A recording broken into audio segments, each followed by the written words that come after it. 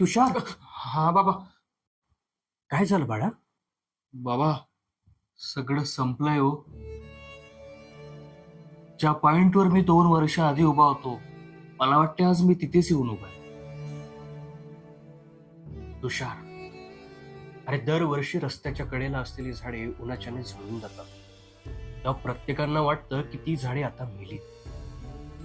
पण पावसाळा आला की नवीन पालवी त्यांना फुटतेच ना. पण बाबा, माझा आणि त्या झाडांचा कंपॅरिझन नका करू. एवढे वर्ष झाले मी प्रयत्न करतोय, पण दरवेळी तसाच कोसळतोय. मला तर आता असं वाटायला लागलंय की मी समोर जाण्याऐवजी उलट्या दिशेने प्रवास करायला लागलो. बेटा, यश आणि सक्सेस कधीच सरळ रेषेत नसतात, तर ते वळणाच्या वाटेवर असतात. पण बाबा, मी दमलोय. पुन्हा पुन्हा पडल्याने पूर्ण तर थकून गेलोय. अरे थकलायस तर मग जरा थांब ना. हा, पण थांबूनच राहू नकोस. अरे आज जरी तुला वाटत असेल की तू मागे आहेस, पण तू त्या जागेवर नाही ज्या जागेवर तू 2 वर्ष आधी होतास. आज तुझ्याजवळ 2 वर्षाचा अनुभव आहे जो त्यावेळी नव्हता.